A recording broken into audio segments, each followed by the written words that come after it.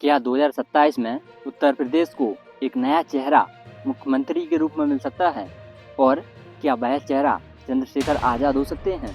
क्या चंद्रशेखर आज़ाद सच में उस मुकाम तक पहुंच सकते हैं जहां कभी बहुजन राजनीति की सबसे बड़ी पहचान माने जाने वाली ताकत खड़ी थी, या फिर यह सिर्फ एक भावनात्मक लहर है? आज हम इसी सवाल को पूरी सच्चाई, पूरी ग्राउंड रियलिटी के साथ समझने की कोशिश करेंगे और हर एक पहलू को समझने की कोशिश करेंगे। देखिए, राजनीति सिर्फ जोश से नहीं चलती, राजनीति चलती है संगठन, रणनीति और सही समय पर सही फैसलों से। चंद्रशेखर आज़ाद का नाम आज युवाओं के बीच तेजी से उभरा है, खासकर दलित, पिछड़े और उन लोगों के बीच जो खुद को सिस्टम से बाहर महसूस करते हैं। वहाँ पर उनका एक अलग ही प्रभाव बन चुका है। सोशल मीडिया पर उनकी पकड़ मजबूत है, उनकी भाषण शैली लोगों को जोड़ती है और सबसे बड़ी बात, वह एक जमीन से जुड़े हुए नेता हैं जो सीधे लोगों की समस्याओं पर बात करते हैं। लेकिन अब असली सवाल यहीं से शुरू होता है, क्या सिर्फ लोकप्रियता किसी को मुख्यमंत्री बना सकती है? अगर ऐसा होता तो भारत की राजनीति में हर वायरल नेता आज मुख्यमंत्री होता। सच्चाई यह है कि उत्तर प्रदेश जैसे राज्य में मुख्यमंत्री बनना एक बहुत बड़ा खेल है, जहां जातीय समीकरण, वोट बैंक, पार्टी की ताकत और संगठन और गठबंधन सब कुछ मायने रखता है। अगर हम वर्तमान स्थिति देखें तो उत्तर प्रदेश की राजनीति में अभी भी बड़े खिलाड़ी मौजूद हैं। यहाँ पर हर पार्टी का अपना एक अलग मजबूत आधार है। ऐसे में किसी एक नए चेहरे का आकर सीधे मुख्यमंत्री बन जाना आसान नहीं होता। चंद्रशेखर आज़ाद के पास जो सबसे बड़ी ताकत है वो है उनका युवाओं के साथ सीधा कनेक्शन, संघर्ष की छवि।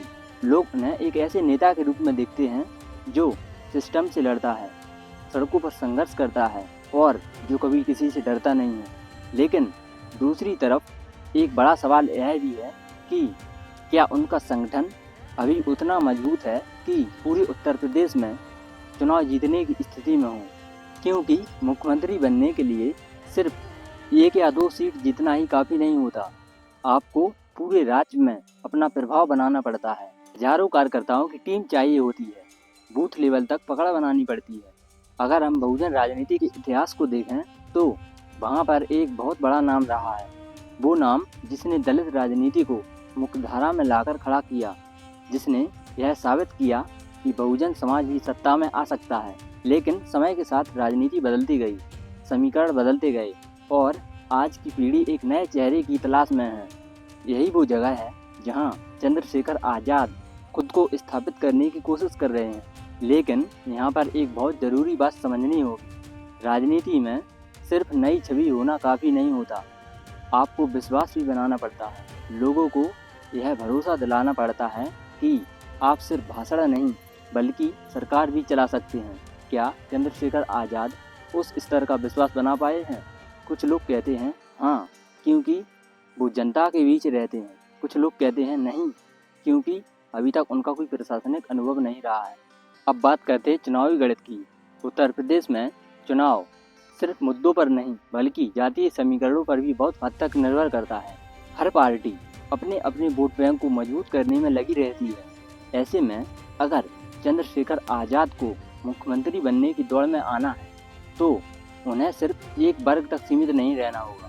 उन्हें दलित, पिछड़े, अल्पसंख्यक और यहाँ तक कि कुछ सवर्ण वोट भी अपनी तरफ खींचने होंगे और यही सबसे बड़ी चुनौती होगी, क्योंकि जब तक आपका समर्थन व्यापक नहीं होगा तब तक आप सत्ता के करीब नहीं पहुंच सकते। लेकिन एक मजबूत कोर वोट बैंक होना शुरुआत के लिए बहुत अच्छा है, लेकिन जीत के लिए आपको सबको एक साथ लाना पड़ेगा। अब सवाल उठता है कि क्या गठबंधन एक रास्ता हो सकता है? राजनीति में गठबंधन बहुत बड़ा गेम चेंजर साबित होता है। अगर सही समय पर सही पार्टियों के साथ मिलकर चुनाव लड़ा जाए तो परिणाम पूरी तरह बदल सकते हैं। लेकिन गठबंधन भी आसान नहीं होता। वहाँ पर सीट शेयरिंग, नेतृत्व और विचारधारा के मुद्दे आते हैं। अगर चंद्रशेखर आज़ाद किसी बड़े गठबंधन का हिस्सा बनते हैं तो उनकी भूमिका क्या होगी? क्या वो नेतृत्व करेंगे या फिर किसी और के साथ मिलकर काम करेंगे, और अगर वो अकेले लड़ते हैं तो क्या उनके पास इतनी ताकत है कि वो बड़ी पार्टियों को टक्कर दे सकें। अब एक और महत्वपूर्ण पहलू, मीडिया और नैरेटिव। आज के समय में जो कहानी जनता के सामने जाती है वही धारणा बनती है, और जनता को यह लगने लगता है कि एक नया नेता सच में बदलाव ला सकता है तो वो उसके साथ खड़ी हो सकती है। लेकिन अगर यह सिर्फ एक हाइप बनकर रह जाए तो चुनाव के समय फिर से वही पुरानी पार्टियां बाजी मार सकती हैं। चंद्रशेखर आज़ाद के पास अभी समय है, 2027 अभी दूर है और राजनीति में कुछ भी बदल सकता है। अगर वो अगले कुछ सालों में अपने संगठन को मजबूत करते हैं, नए लोगों को जोड़ते हैं और अपनी छवि को एक जिम्मेदार नेता के रूप में स्थापित करते हैं तो संभावना बहुत हद तक बन जाती है। लेकिन यह सब सिर्फ भाषणों और सोशल मीडिया तक सीमित रह जाता है तो यह सपना साकार करना बहुत मुश्किल हो जाए। क्या चंद्रशेखर आज़ाद उत्तर प्रदेश के अगले मुख्यमंत्री बन सकते हैं? सच्चाई यह है कि संभावना है, लेकिन गारंटी के साथ बिल्कुल नहीं कह सकते। राजनीति में कुछ भी नामुमकिन नहीं होता, लेकिन कुछ भी आसान भी नहीं होता। अगर वो अपनी रणनीति सही रखते हैं और ज़मीन पर ऐसे ही काम करते रहते हैं और लोगों को भरोसा जीतते रहते हैं तो आने वाले समय में वह राजनीति के एक बहुत बड़े खिलाड़ी बन सकते हैं।